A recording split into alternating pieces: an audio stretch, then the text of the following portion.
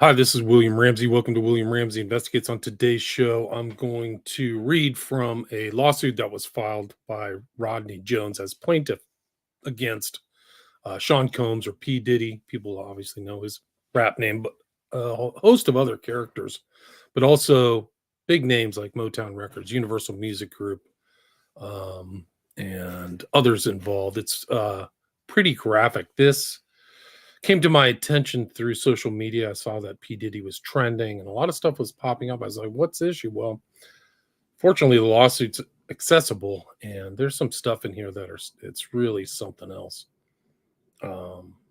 It's incredible. It really is incredible. And somebody sent me something about another rapper who got killed and how many people murders and death he was involved in. So there's a real dark side. There's a real dark side to some of the stuff. And there was another lawsuit against P. Diddy by a woman by the name of Cassandra Ventura. And she sued him last year, I believe, in November. But that was settled. The next day it was settled. And I think both parties said amicably settled. This case did not get settled, which I think is very curious. But I'm going to read from the case, and it is interesting. Like, these complaints have trigger warnings. Now, I've never seen these before, but both the Cassandra Ventura and the Rodney Jones cases have these trigger warnings because of the evidence. And so I guess I should pass that along. Trigger warning. And I guess there were always rumors about this guy. People were talking about him. Kanye West and things like that. But this is really something else. Somebody online, I think it was Ian Carroll, said that this is almost like the Epstein of the rap world. And it might be. This is really, it's incredible just reading through this. So I'm going to read through it again live, and this will go out. And this is, to me, devastating. Like, for these guys, I guess there's more news. I can't say that I'm a hip hop specialist, so maybe that gives me some objectivity. Like, I don't know that much about a lot of these guys, but I know that this is something else. So I'm going to just kind of go through it. And there's a lot of interesting side pieces. I know I live in LA, so I'm aware of where he lives, and I'll see if I can pull that up. But P. Diddy lives on like one of the most, I think it's really the most exclusive street in the exclusive Beverly Hills, which is really something else. So here goes. Rodney Jones will explain himself and the facts and things like that. But some of these names, I have no idea who they are, but I'm familiar with P. Diddy. So Rodney Jones v. Sean Combs, Justin Dior Combs, Ethiopia, Habtemariam, Lucian Charles Grange, Christina Karam, Chalice Recording Studios, Love Records, Motown Records, Universal Music Group, Combs Global Enterprises, Jane and Jane Does 1 through 10, and ABC Corporations 1 through 10. Trigger warning. This document contains highly graphic information of a sexual nature, including sexual assault. Additionally, there are graphic images of the aftermath of a shooting, redacted images of sexual intercourse, redacted images of minors, sex workers, and prostitutes, details of sex trafficking and illegal distribution of guns and drugs. Plaintiff Rodney Little Rod Jones hereby alleges and for his complaint against defendant Sean Combs, Mr. Combs, and the same names I just listed, jurisdiction and venue. This is filed in New York, I believe. So from September 2022 to the date of this filing 2 days ago, that would be February 26th. Defendants have consistently and purposefully availed themselves of the privilege of conducting activities within New York, thus invoking the benefit and protections of New York law. So that's where the proper jurisdiction is. Parties. Plaintiff Rodney Jones is an American artist and music producer. Mr. Jones resides in the states of New York and California. I had no idea who this guy is. Defendant Sean Combs is a rapper and record executive popularly known by his stage names Puff Daddy, Puffy, P. Diddy, Diddy, Brother Love, or Love. Mr. Combs came to fame in the early 1990s with his record label Bad Boy Records. He rose to prominence in the music and entertainment industry over the decades and is regularly referred to as a hip-hop mogul. Mr. Combs resides at 200 South Mapleton in Beverly Hills, California. Actually, it has a hyperlink. Let's see if this will pop up. It does. Wow, this is amazing. So if you can see this, if you're watching this on YouTube or Rockfin, you'll see that this street is Mapleton on Sunset. Let me see if I can open this. But it is an incredible. That's right down the street from the Playboy Mansion, right? So it's not far. It's by the Los Angeles Country Club, but it still doesn't accept Jews and blacks, which I think is still the case. Like they do not accept Jews and blacks, and which isn't funny, and it's down the street from like a De Beers, Air, and all this like famous people. He lives next to the old house where, what's his name? It's like a famous older actor lived. Oh, it's what's the house? It's Humphrey Bogart and Lauren Bacall. So like Humphrey Bogart of Casablanca fame. So he lives in like the toniest of the Tony, chic, bougie, whatever you want to call it, location. But yeah, this case is something else. So they have a lot of pictures and stuff. You can see that. Defendant Justin Dior Combs is the son of Mr. Combs and Misa Hilton. Jay Combs was born on December 30th, 1993. Jay Combs is a producer and actor. He has appeared on TV series like Catfish the Show, Wild and Out, and Hip Hop Squares. He lives at an address. I won't say that. Defendant Lucian Charles Grange is the CEO and defendant Universal Music Group. He resides in La Quinta and Pacific Palisades. And there's a picture of him. Ethiopia Habtemariam is the former CEO and defendant Motown Records. She lives in Sherman Oaks. Christina Coram lives in Los Angeles. Chalice Recording Studios is a popular recording studio located at 845 Highland Avenue. Motown Records is a record label with a principal place of business in Los Angeles, California. Ethiopia Habtemariam was the chairman and CEO of the Universal Music Group's Motown Records. Universal Music Group is a record label with a principal place of business located at 2220 Colorado Avenue, Santa Monica. Lucian Grange is the chairman and CEO of Universal Music Group. Love Records, Combs Enterprises is a diverse portfolio of businesses and investments that include music, fashion, fragrance, beverage, marketing, film, television, and media properties. They have a principal place of business in New York. So then I think P. Diddy's done very well. I think he's a successful businessman. I would chat with Crazy Days and Nights. He got in some trouble and he got sued. Tritonic, this is in the chat. He got sued by a woman and he claimed he just made some of the stories up. So he actually, is kind of had some turbulence in his career and his questionable research. Like you had to question everything he talked about. And I know Prince Ray, I've reached out to him. He's not the type of person who wants to be interviewed, but he does good research from his perspective. Combs Global. Rodney Little Rod Jones. Rodney Little Rod Jones Jr. is from the Windy City, Chi-Town.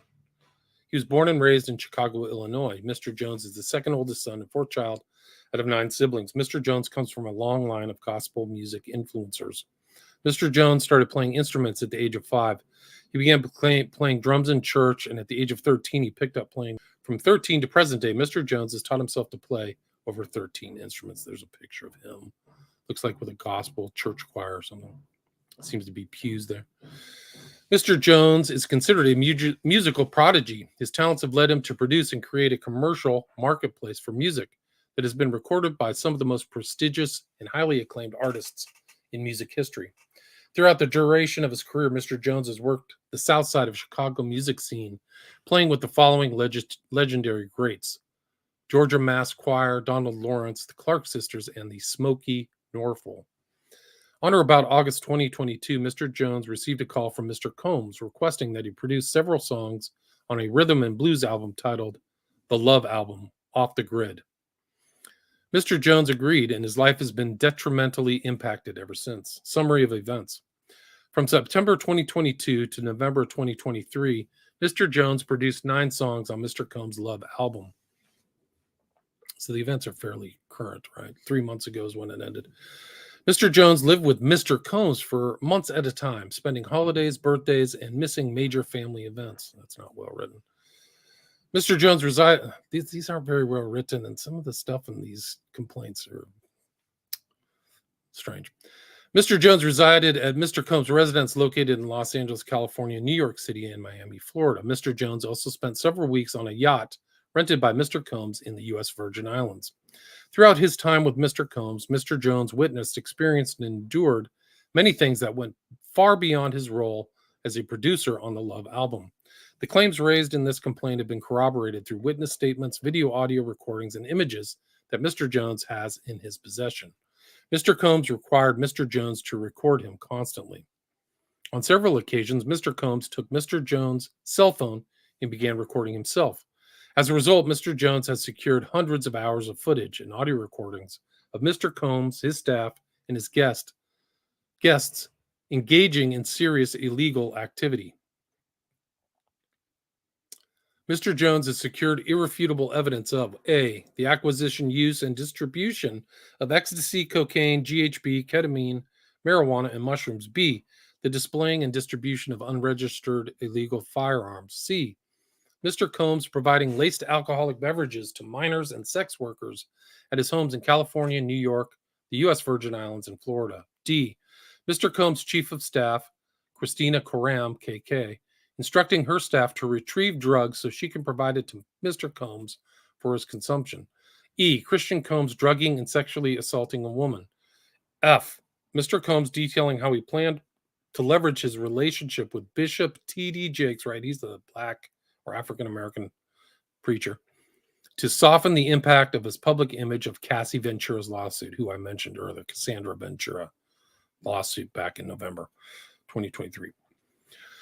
G, Young Miami's cousin and or assistant sexually assaulting Mr. Jones. H, actor Cuba Gooding Jr. sexually harassing and assaulting Mr. Jones. Rapper redacted on Mr. Combs' yacht, consorting with underage girls, sex workers, and this is all in the footnotes. R&B singer 3 redacted in Mr. Combs' Los Angeles home, consorting with underage girls and sex workers. And then he goes on to explain who are these rappers and R&B singers, and it is a Philadelphia rapper who dated Nicki Minaj. I guess somebody knows who that is. And then 4, he is a Grammy Award-winning R&B singer who had trouble with law enforcement after assaulting a Bajan billionaire. I don't even know what that is. Bajan billionaire. Maybe somebody knows what that is. Chalice recording studio shooting. On or about September 12th, 2022, Mr. Combs held a writers and producers camp at Chalice Recording Studio at 845 Highland Avenue in Los Angeles, California. Present at this camp were Mr. Combs, his son Justin Combs, and Justin's friend named G.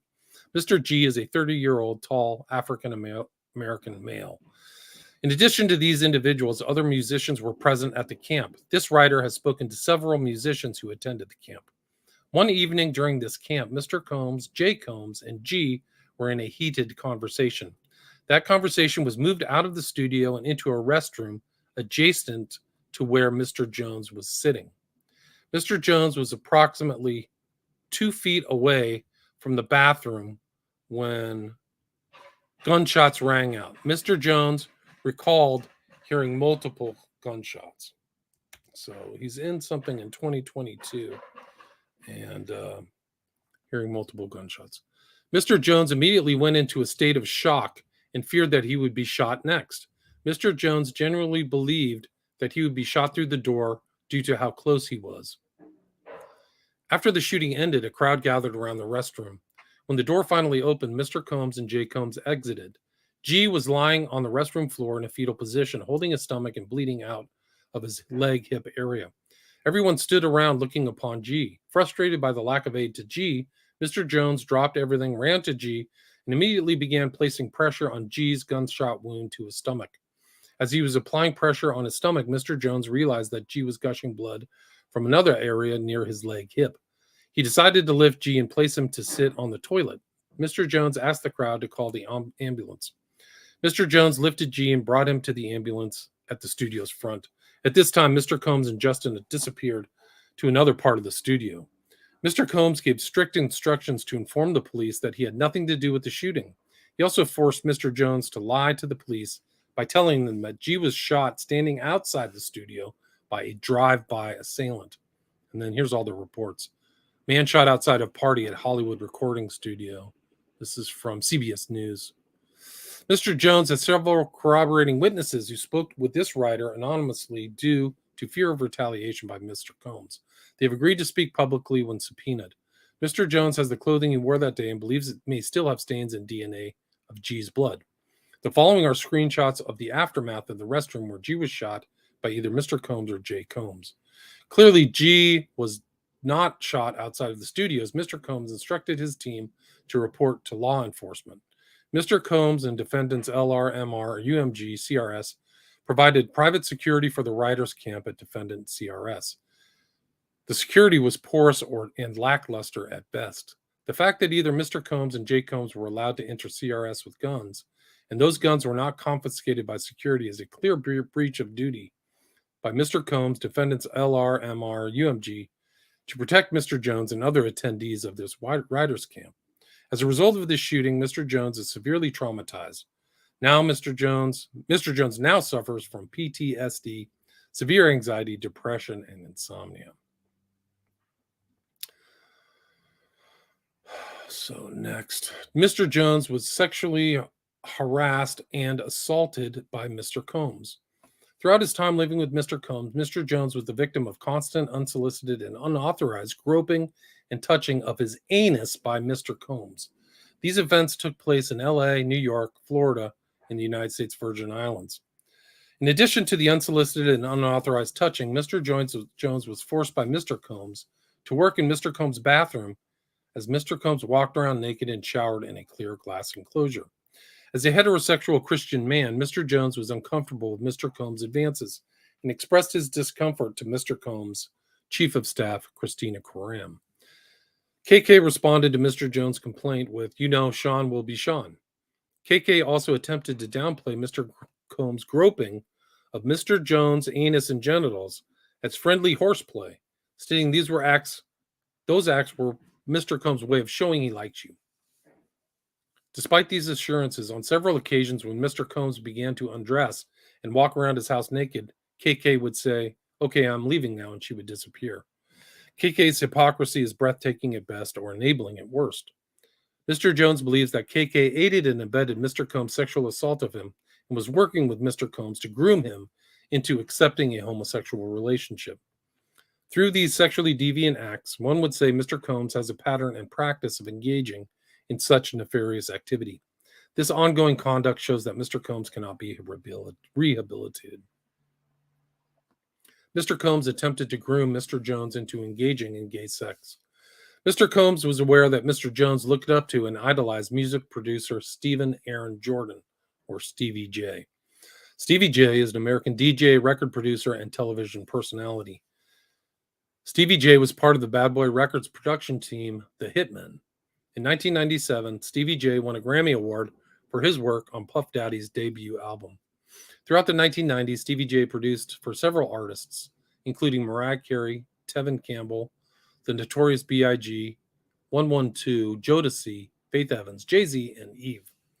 Stevie J was one of the producers on the Love album.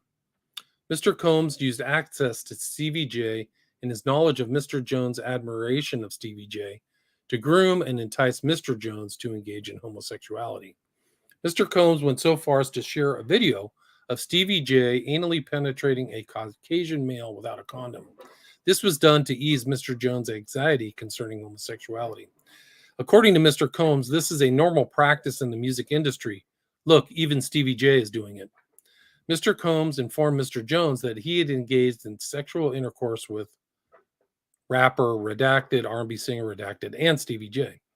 Mr. Combs promised to make sure that Mr. Jones wins Producer of the Year at the Grammys if he engaged in homosexuality. This has always been kind of the rumor, right? Like the rumor is that you have to do this, and there's other stories. I can't remember some of these other rappers, but they aren't homosexual, but they become homosexual for fame and fortune or whatever.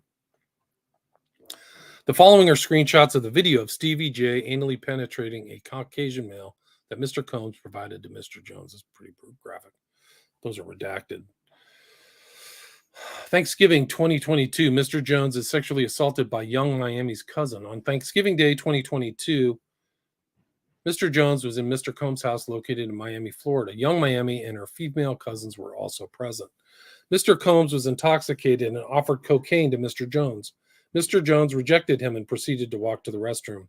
While using the restroom, young Miami's cousin burst into the bathroom and began groping Mr. Jones. Mr. Jones believes that Mr. Combs sent her in there to sexually assault Mr. Jones. As she entered the bathroom, she dropped to her knees and began performing oral sex on Mr. Jones pushed her away and exited the bathroom. Young Miami's cousin did not accept Mr. Jones' rejection as she proceeded to follow Mr. Jones out of the bathroom. She started undressing and attempted to straddle him and have sex with him in the presence of Mr. Jones and his staff, Combs and his staff. Again, Mr. Jones pushed her off. The following images of a video of young Miami, her cousin, Mr. Jones, etc. Trafficking and Victims Protection Act. Throughout his time with Mr. Combs, Mr. Jones was transported from California to New York, Florida, and the United States Virgin Islands. During this time, Mr. Jones was forced to solicit sex workers and perform sex acts to the pleasure of Mr. Combs. On or about February 4th, 2023, Mr. Combs forced Mr. Jones to bring prostitutes and sex workers back to his home in Miami, Florida. The sex workers that Mr. Combs forced Mr. Jones to bring back to his home. On about February 2nd, 2023 incident, that doesn't rhyme. Mr. Jones believes Mr. Combs drugged him. Mr. Jones recalls waking up naked, dizzy, and confused. He was in bed with two sex workers and Mr. Combs. He also recalls aimlessly wandering around the house with no clothes on. On another occasion in Miami, Florida, on Thanksgiving night of 2022, Mr. Combs asked Mr. Jones and DeForest Taylor to enter the studio bathroom. He asked them for a $100 bill because he wanted them to do cocaine with him. Mr. Jones was scared, but luckily he didn't have a $100 bill, so Mr. Combs waited a little later to do coke with young Miami. Later that evening, he required Mr. Jones to solicit sex workers from Booby Trap on the river located in Miami, Florida. Mr. Jones did so, and Mr. Combs forced him to engage in unsolicited sex acts with these workers.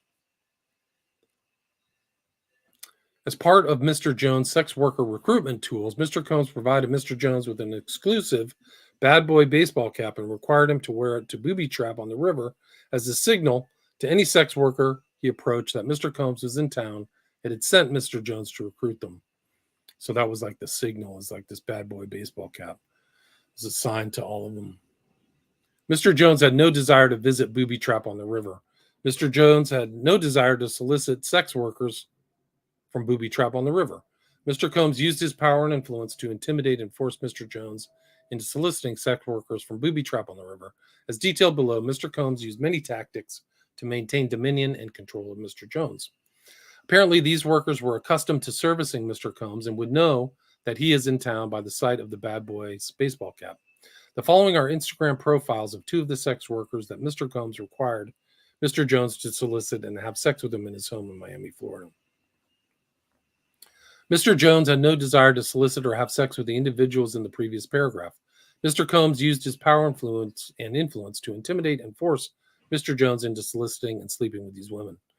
The following is the phone number of another sex worker that Mr. Combs required Mr. Jones to solicit and perform sex acts with his home in Miami, Florida.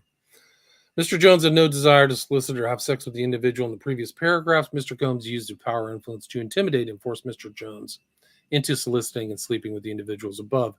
Mr. Combs used many tactics to maintain dominion and control of Mr. Jones. He promised him a Grammy for Producer of the Year for the Love album. He offered him $250,000 to purchase all the instruments he wanted. He promised him ownership of his $20 million property, One Star Island in Miami, Florida. He promised access to record label executives like defendants Lucian Charles Grange and Ethiopia Habitamariam. Mr. Combs would often switch up this approach. He would go from promising Mr. Jones the world to threatening Mr. Jones with physical harm. Mr. Combs threatened to eat Mr. Jones' face and informs Mr. Jones that he's willing to kill his mother, Janice Combs, if he must in order to get what he wants, so he wouldn't think twice to harm Mr. Jones. Mr. Combs solicits drugs and engages in illicit sex with acts with minors and sex workers. On or about July 2nd, 2023 in California, Mr. Combs had a listening party at his home. Present at this party was R&B artist Redacted, J. Combs, sex workers, and some underage girls. The event began at 7 p.m. Mr. Combs requested female sex workers and required Mr. Jones to solicit them. An hour later, several sex workers appeared. In addition to sex workers, there were at least 5 women in the crowd that were under the age of 16. Mr. Combs forced all the women to drink laced De Leon liquor. Upon information and belief, Mr. Combs laced the liquor with ecstasy. Mr. Combs did not check the identification of any of these underage girls. The presence of these underage women made Mr. Jones very uncomfortable. He attempted to leave, and Mr. Combs forced him to stay. Mr. Combs went so far as to take Mr. Jones's car keys to prevent him from leaving.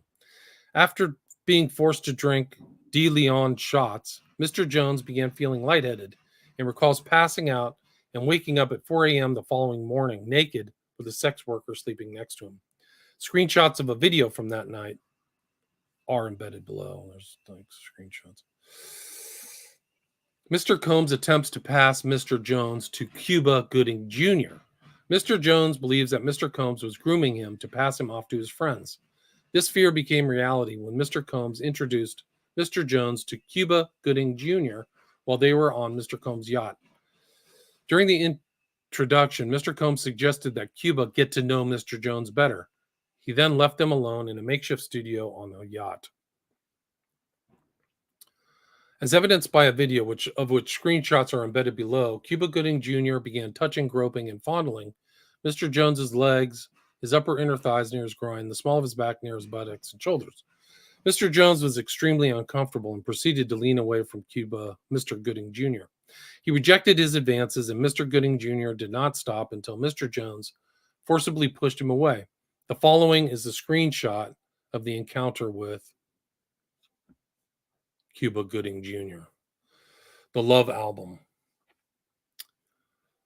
Throughout his time with Mr. Combs, Mr. Jones was under an implied work-for-hire agreement. He was not compensated for his time living with Mr. Combs or for the songs he produced. As evidence, he was listed as a producer for the following songs on the Love album's final release: Deliver Me, Stay, PT1, Reaching, What's Love, Stay a While, Moments, Need Somebody, Homecoming, Tough Love.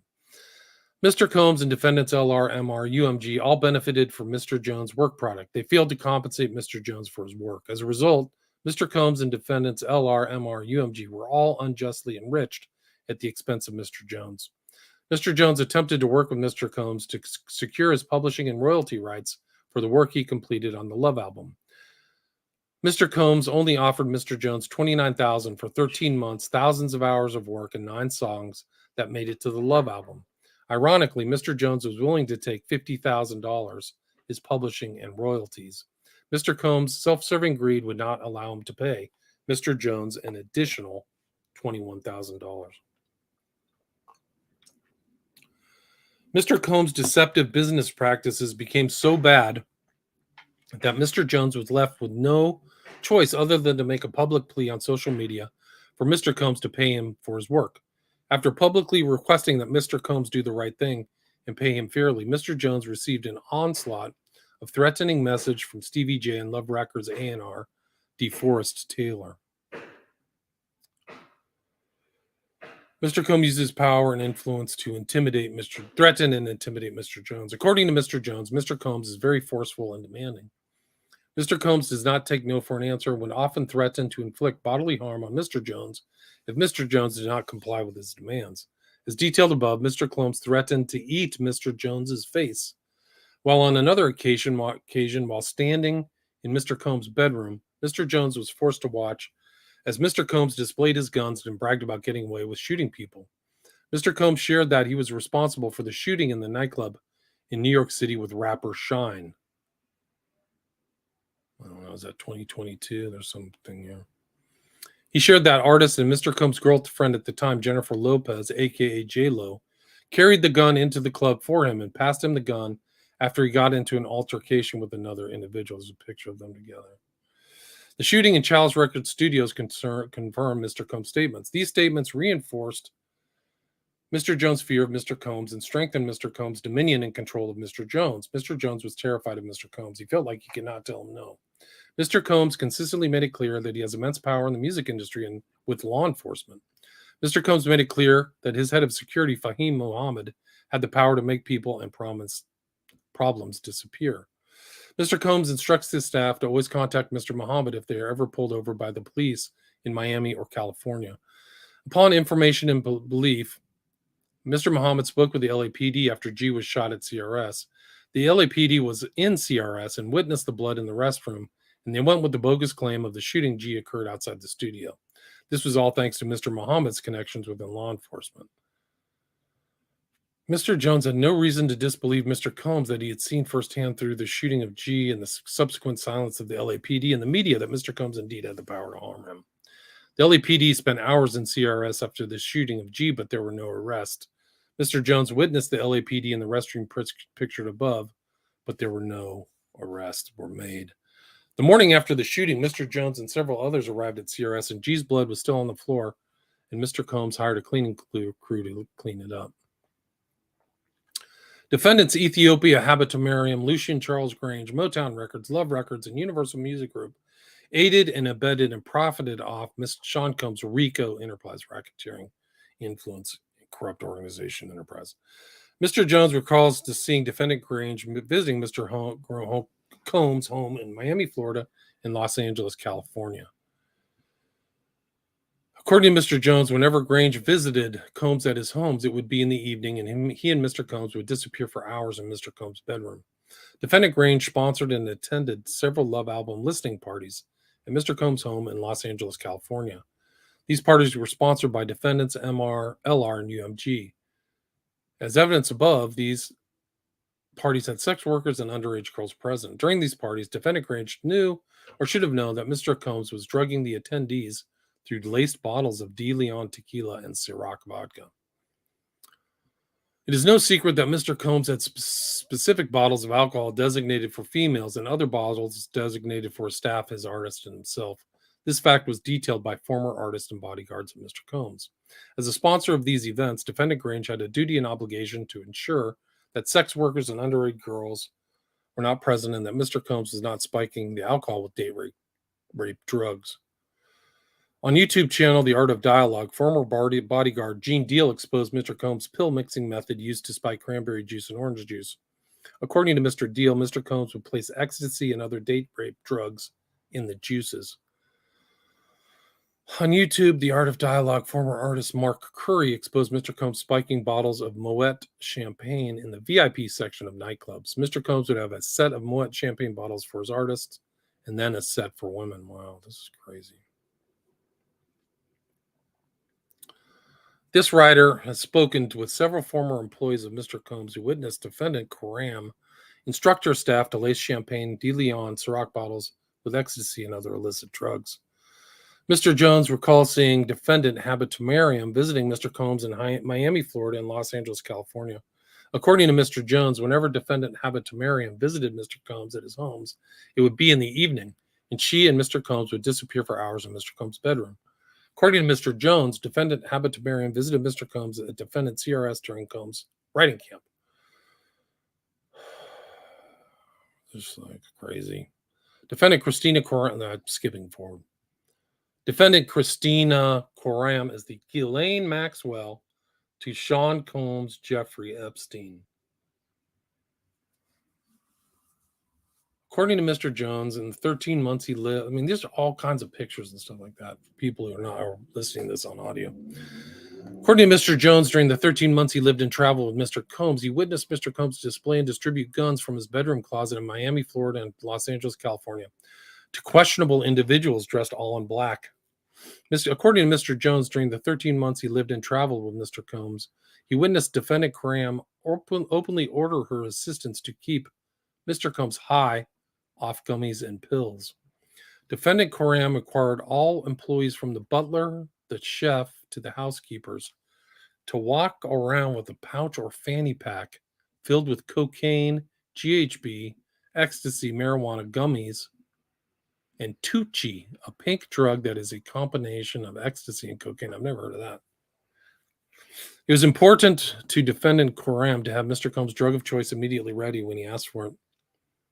Defendant Karam ordered sex workers and prostitutes for Mr. Karam. Defendant Karam ordered and distributed ecstasy, cocaine, GHB, ketamine, marijuana, and mushrooms to Mr. Combs and his celebrity guests who were present on his rented yacht and in his homes in LA, New York City, and Miami.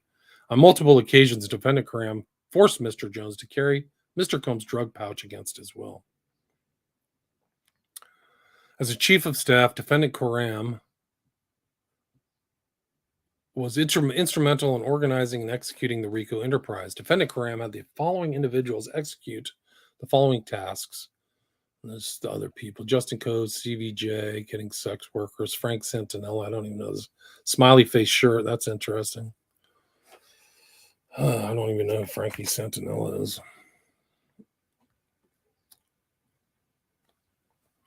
Moy Bound.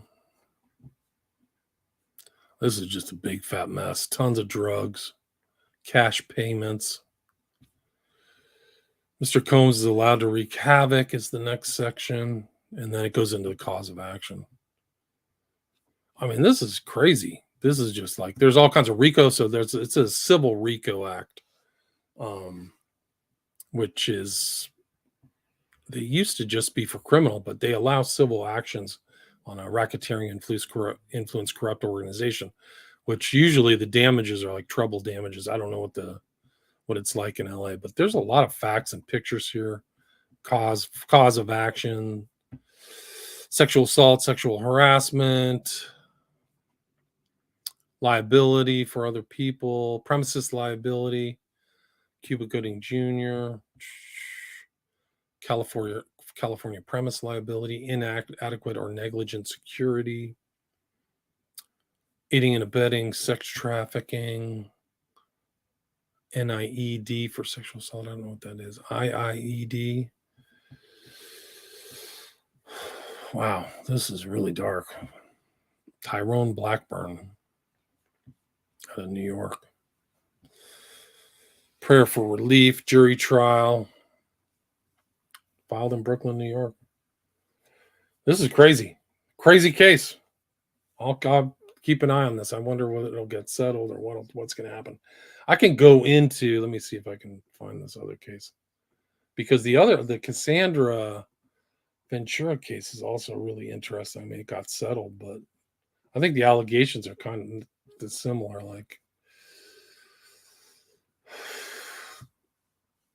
she accused rape, bunch, Pete kick stomped on Mr. Ventura, bruises, burst lips, black eyes, and bleeding. She claims like blew up a car, sex acts with male sex workers, guns, drugs and stuff like that. Just crazy stuff, man. But there's a lot. This is a whole nother. I don't know if I can read for another 40 minutes, but there's a lot of allegations. I mean, you can read both of these complaints. They're both accessible or whatever. This was a different one. This is Wigdor LLP brought this case. Wow. Yeah, something else. Anyway, anybody have any questions? Let me go look at the comments. I couldn't do this.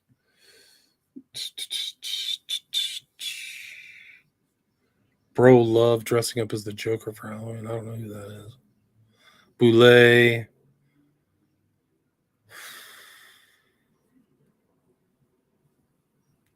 Irv Gotti.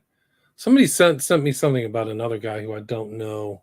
Forgot what his name was, but it was a Chicago guy who did rap, but he didn't make it.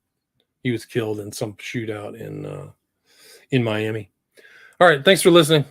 I'll keep following this story. I think there's a lot more to the story.